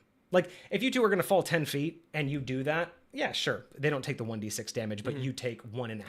Yeah. Those tiny little numbers were fine. Sure. If you're falling off of a cliff and it's like near going to basically kill you damage, I would say he's going to survive the fall, but he's not going to not take damage, right? Right. He'll walk away. You may not. Yes, so 100%. I think without any extra abilities, if you're falling with a partner or an enemy, I think there's an argument to be made to help or hinder their fall. I just don't think the monk ability is the way to go. Yeah. And that's just personally my interpretation of how it works. And to be honest, that's fair. Because it's not magic, it's you hitting the ground properly, and you can't do that with somebody. But if you did have somebody in your arms, you could hit the ground properly by using them as a shield. That's where I thought you couldn't help someone, but you could damn sure make it hurt. Somebody up. So, yeah. And then the other question in chat, does the ape get extra damage for a surprise attack? So I was just trying to look up what the regular rules for surprise are. I was under the impression the only real rules for surprise are that you get an extra you get an extra round of combat, right? And then rogue is the only one who really gets a specifically surprise if you're an attack, assassin, you can get an auto crit on the very first round in combat. True. If it is a hit, because they are surprised. Like, is there a feat or is it a ranger class subclass that gives you advantage on the very first attack in the game or in the round? I want to say that's a ranger feature. I think they get like basically an advantage on their very first I think it's shot Dread fired. Ambusher or that gets that. Yeah, or so there are things like that, but I don't think any standard rule set. I think you're right. I don't think there's any standard rule set that would say a sneak attack adds damage. Mm-hmm. I think it's just the fact that it is a free round. So it's going to land. It's going to do that That's the damage, extra damage. The fact that you get a round before anybody else can do anything. And then everyone's going to roll initiative. I think that's the way it's going to have to go. I don't think... Now, granted, if this was a playable character, if you're the DM who looks at these kind of things and goes, yeah, I'd let someone play a giant Titan ape. What if they're a rogue? If they're a rogue and they're wielding giant-ass daggers and they do the fist slam with the daggers, do they also get like sneak attack damage? I mean, mayhaps. Okay, so yeah, I think the ability is good. I love it. I love that it's always going to take its own damage. I think that's fantastic. You could even throw in another small little thing there where like this. Okay, again, we always do this where we add in too many rules. You could almost make a grid out of this, where for every size lower than it is a different amount of like damage transfer. So it's because it's huge. If it lands on a large creature, the large creature would take more damage, like half. Interesting. But a small creature would only take like maybe a quarter because they're tinier, right? So they literally have less ability to take the ape's fall. Interesting. Oh, I see what you're So saying. essentially, like if the creature was bigger than the ape, 100% of the damage goes into the creature.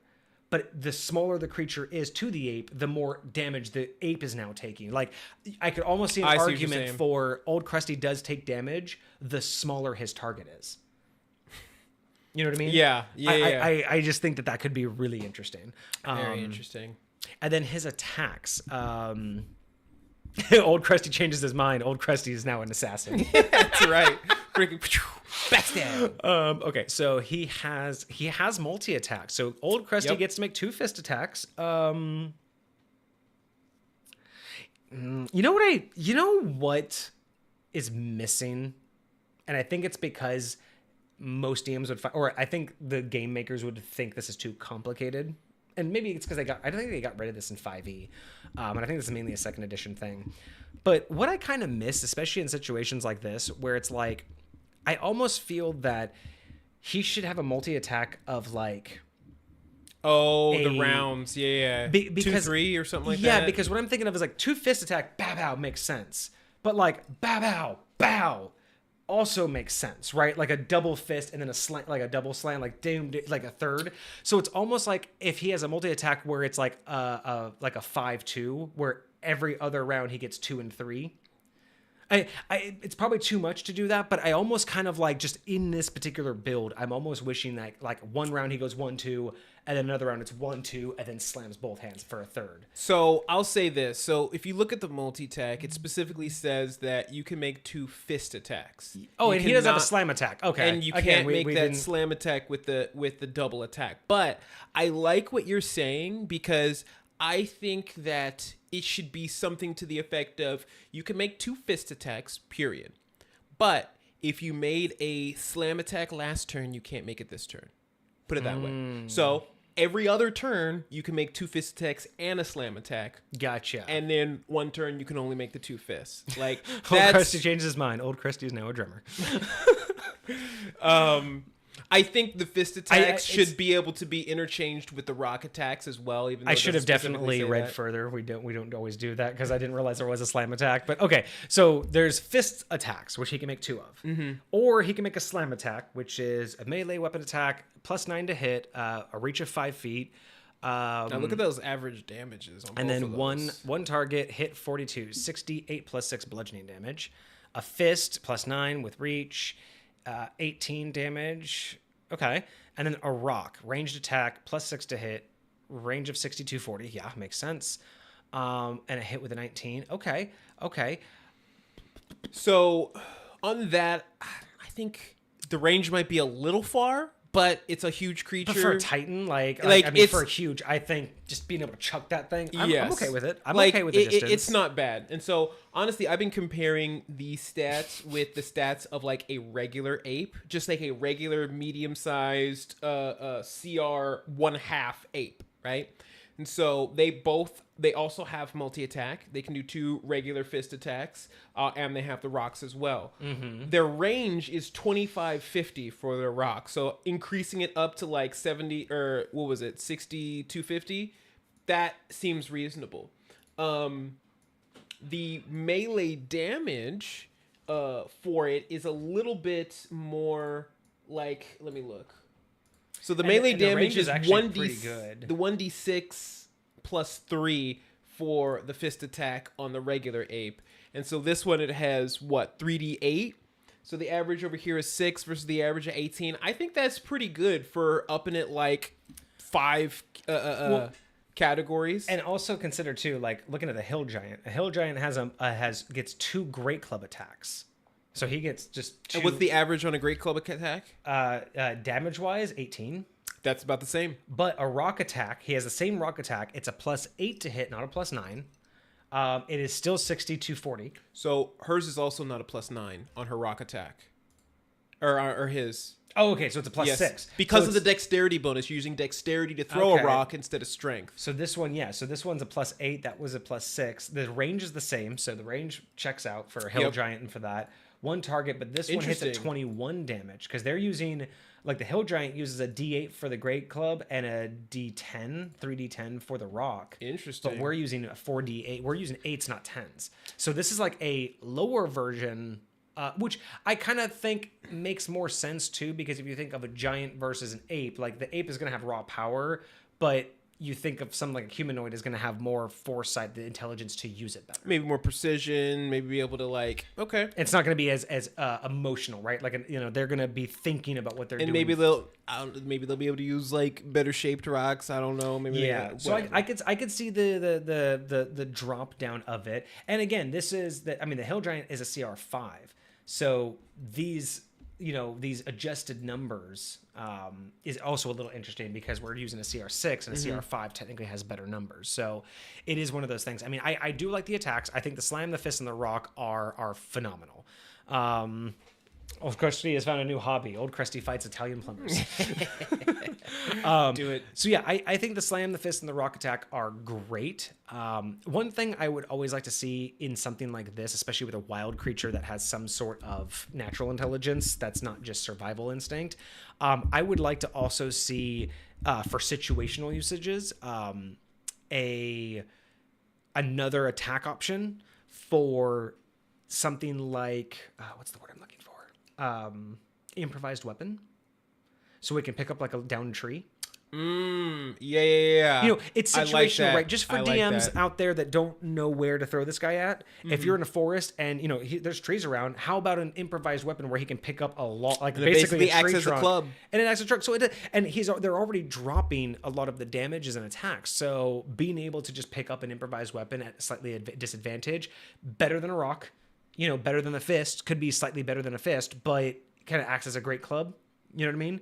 I think there could be something to be said about adding an extra attack. But again, this is pretty standard. I mean, this looks very standard for what that is. I'd also wouldn't mind seeing, because he has the Slam attack. An alternative to that could be like similar to the drop as like a jump attack. Just jump from one area to the next and be able to like land on someone. I really feel like, specifically with apes, that jumping is underutilized just in general. Like people can like just think about like moving from just like these huge, just like, and like I've seen watching the King Kong movie, watching him jump from cruiser to cruiser on the ocean, and just like all this like very there's a lot of stuff to do with momentum. Like you could do a lot with these creatures. Yes. You could do, you wouldn't, here's another one too. If you really wanted to, because this is great as hands down, it's a great creature. Like it's a solid new type of creature that we haven't really seen before. Actually, I haven't even looked up if there are like just apes, like, as monsters and creatures. That's what I was comparing to. I was going to like the very base version of an ape. They also have a giant ape. And those are some good wild shapes for druids, especially for their CR. But these are pretty low actually. They are, and so it's very scaled up. But if you look, the giant ape is size huge, which is one size category lower than this. Wait, is it? No, they're both huge. Or they're both huge. Interesting. So this is just a beefier version than a giant ape, because this is a Titan ape. So it would just be what's interesting is like the Rock is still a +9 to attack, hit 30. Fists are +9 to hit with damage 22. So both the Rock and the Fist are +9 to hit on the giant ape? Yeah. That's crazy. What's their dex score? Their dex is 14. So, it's interesting. I would say, but I still like the direction it's going. I would like to see, because we already have a giant ape, right? And we're trying to make this like the cousin to the giant ape. Something like a King Kong, right? Like you have the giant gorillas and then you have King Kong. This is supposed to be slightly set aside, slightly higher. So what I would almost say is the actions are great. The Slam, the Fist, the Rock are good. Maybe add in improvised weapon is a kind of a cool little thing. I would say to do one more thing to set this apart from the giant ape, but not go so far as to give it like a legendary action. I would like to see it get another ability outside of drop for in combat. So, and maybe you have a little thing where it doesn't use this until it's like at half health. But what about an intimidation maneuver where it does the whole beats like, on its chest it and everything, roars, beats on its chest, slams the ground, and everyone has to take like certain kind of DC check or have disadvantage for certain amount of rounds. You know what I mean? Like just think about the way this creature is going to act in combat, and it's not just their standard ape, right? You want to make it stand out slightly more than what you're going to find in the book. Yes. And you don't want to give it a legendary action because it's not quite that kind of a boss. It doesn't need to be that powerful. Now, you can scale it up, and that's what I love about all of the creatures in the Monster Manual. Just like the stuff from the book, you can make adjustments to. We can make adjustments to these creatures. So if I have a creature that I want it to be a boss, maybe it's just a regular zombie, but I want it to make it a super zombie. Yeah. Make it a little bit bigger. It's easy. Do all kinds of stuff. So yeah, I would like to see the drop ability. I think is phenomenal. I'm going to use the bathroom. But yeah, I would like to see like an intimidation, something that could like whether it's like after the drop, maybe it has another chance to do intimidation and get another surprise round of attack or something. Like it's gonna, cause a disruption in the enemies that he's fighting.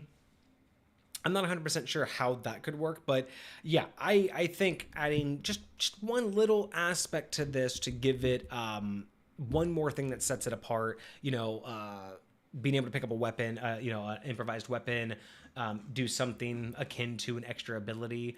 And yeah, personally, I think it's fine. I think it's a great build. I think it balances out well.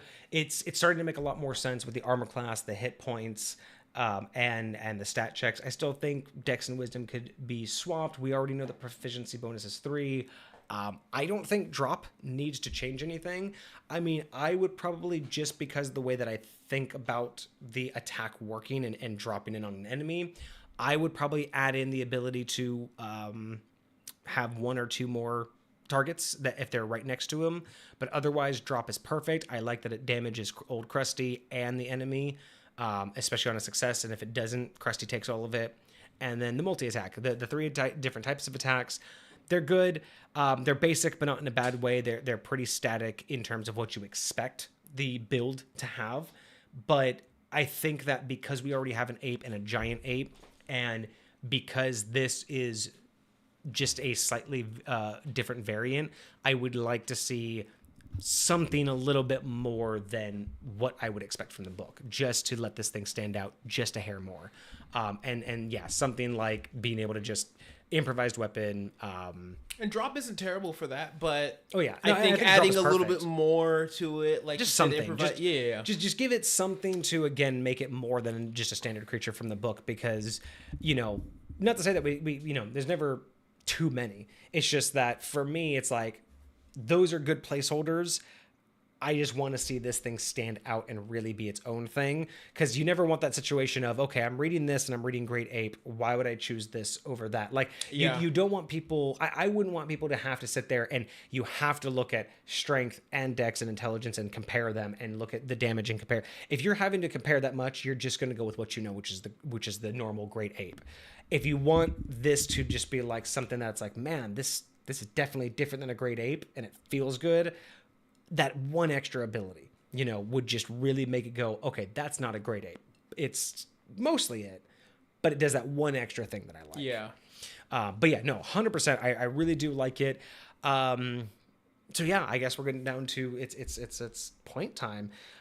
This is going to be a unique one because it's going to lose points, but not for the same reasons as normal. Yeah. So for the aspect, of like, would I use this? Obviously at face value, I wouldn't, because I would have to change a few things just to work with the same physics and the same consistency with high point, right? But it's interesting because it probably loses another point because it doesn't really like inspire me to do a whole lot. Like it doesn't like, I don't want to now make a whole new race or improve other races from it. But beyond that, it's like, would you say that you're inspired by the creative use of this feature, basically being able to do some transitioning in damage and like how you implement a feature like drop? I think it's a good reference, but I mean, I think it's greatly done. It's just when I think of like, in terms of like what when in terms of the points of, in high points, right? Yeah. In the sense of when I say, does it inspire me? It's kind of like Kintsugi's Resolve. That inspired me to fundamentally add something to high point that had nothing to do with the item itself. Like it wasn't a new item or the way the item worked, but I added the ability for players to now be able to leave behind something when their character dies that will now be a new magical item. Yeah. That's what I mean by I totally hear that. like if this inspired me to I want to do X make now. a new race, or to be like, oh, I have a boss now, I have a King Kong boss that I want to like, that would be an inspiration. This is just more of a, this is cool, I like it. I'll maybe down the road I'll be like, oh, I remember that ape and I'm working on a similar creature, maybe I'll like not that like an inspiration. I see what you're saying. Yeah. If it's not telling me right now I need to go like do something, that's the kind of inspiration. And what's interesting is it's definitely different enough to get a higher enough score though, because it's like it's not just a repeat of the ape. It's definitely thought and care was put into this to take the great ape and go somewhere new with it. I don't think it's fully there yet, so it's going to lose a point for, it's going to gain points for going in that right direction and doing something that I think is excellent. You're not just saying, I don't like the ape, let me just make my own. You're not recreating the wheel by building it from the ground up when we already have a perfectly good one.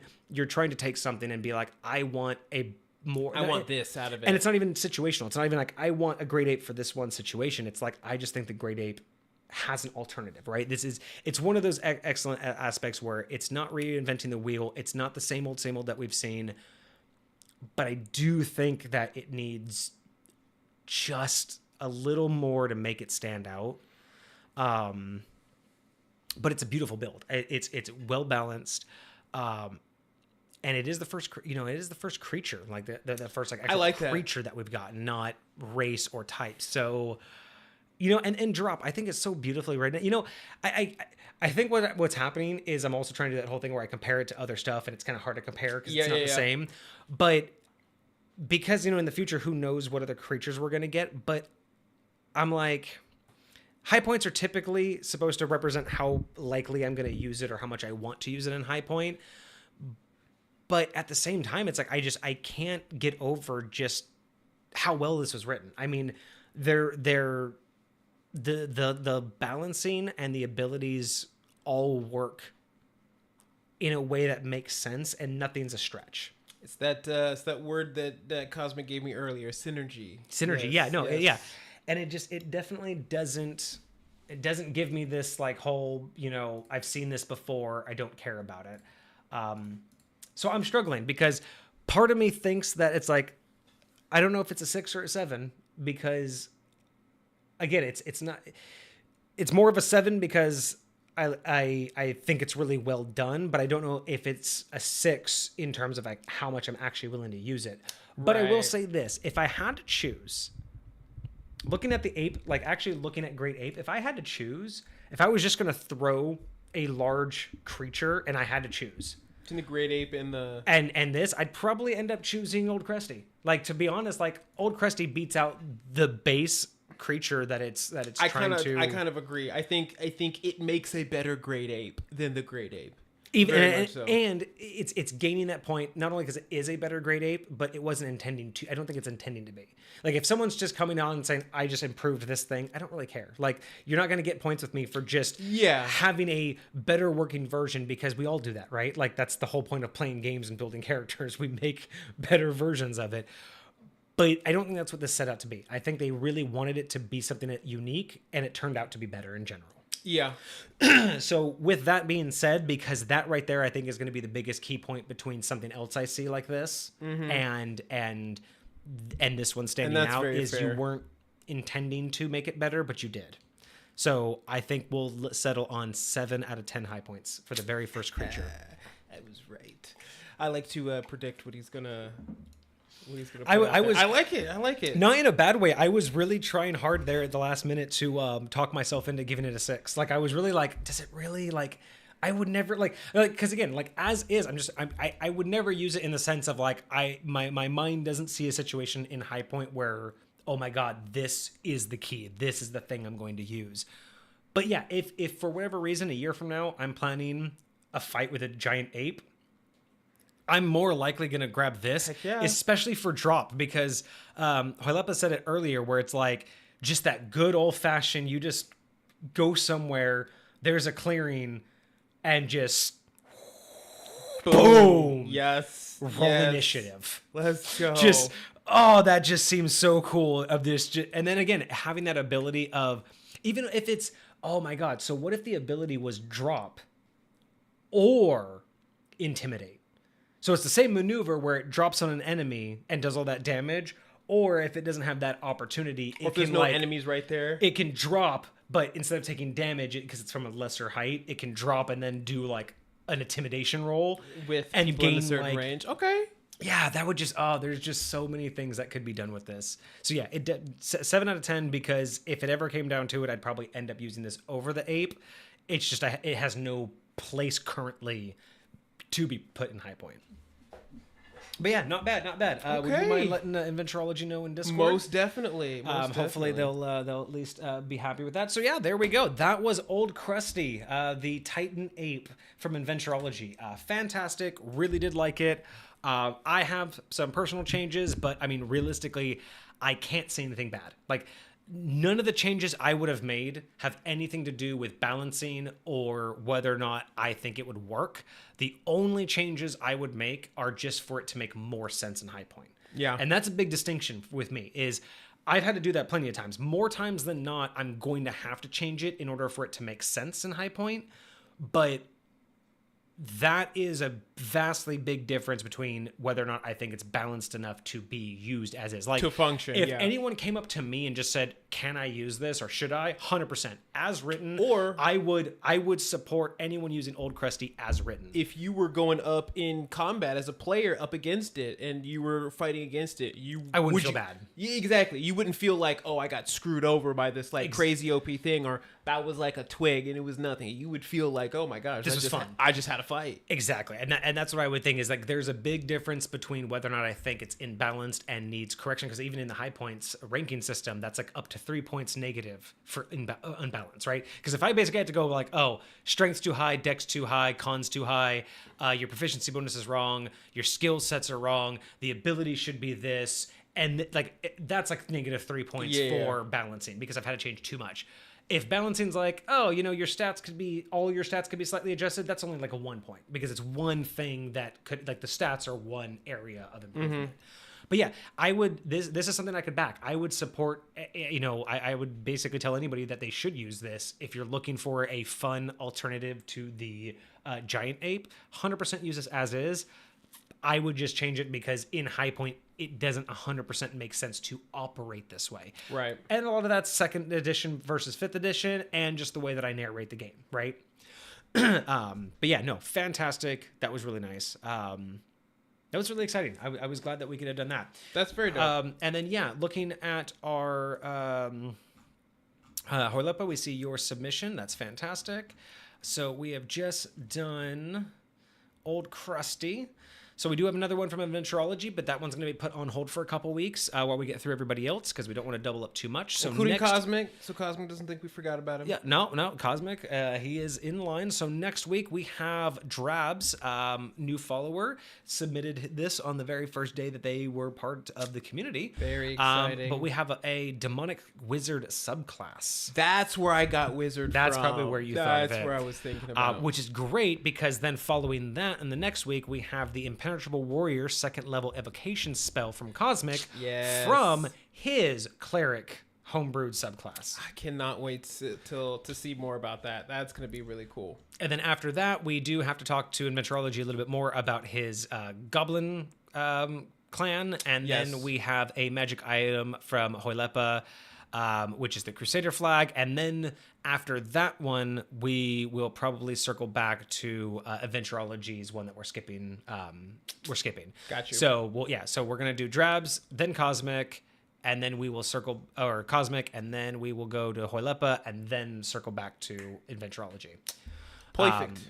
We're trying, and this may not be the exact way we do it in the future, guys. So again, I like we said on our last episode, we really try to be transparent, even if that means we repeat ourselves a lot.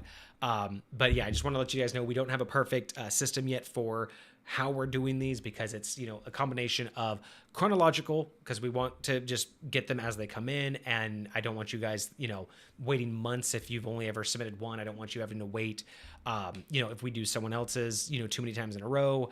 So we try to do it chronological, but at the same time, we don't want someone to just run the show for a month. So we kind of have to play around with that. And luckily, Inventureology has been giving us quite a bit. So I don't think holding off on doing 2 new people's items before his is a problem. And that's the other thing we have to think about, right? Like later down the road, it could be chronological, but if 10 new viewers show up with 10 new items that they wanted to submit, do we prioritize them because they're new people? Right. Or do we prioritize the people who have been doing it and who have been waiting already in line? So that's where, if we ever get to that point where it's that much, we're probably going to start talking about another stream day or just doing 2 items in a day. For sure. But yeah, that is the plan right now, just so we are transparent. We have Drabs, Cosmic, Hoilepa, and then back to Inventureology for the next 4 weeks of D&D review, homebrew review. And then, so that's pretty much it. And then what do we got in chat? Oh, surprised that it doesn't have an intimidating or creates a fear effect. And yeah, that's exactly what I'm absolutely thinking about is that would absolutely set this thing apart, is being able to do some sort of fear instilled aspect, just because I think it just makes so much sense. You know what I mean? Just like this thing especially just coming in. Because that's what they do. Like, think about these apes, and especially, it's in the description. He's grumpy. Yeah, he's grumpy, man. Come on. Of course he's going to be mad if anyone's messing with his area, his place. Absolutely. So fantastic. Do we already update the review page? I posted it in the chat. Let me add it to the main page. Yep, there got it in there. Bam. Okay. Perfection. Homebrew review. I think the title was Old Crusty, and then I think we just said creature. Boom. Sweet.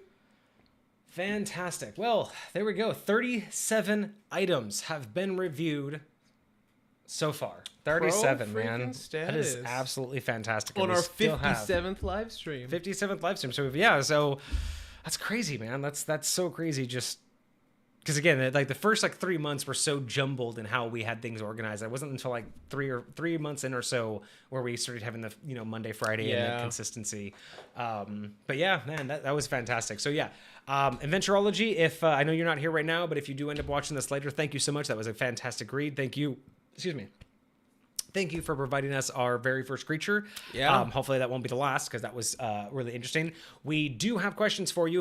If you see this before we get you in Discord, before we get to your next item in a couple weeks, we have some questions for you so we can review it properly. Yes. I've been told that there's some things that aren't apparent, so we want to make sure that we get that done. I'm just confused. I could just be reading it stupid, but whatever, it's fine.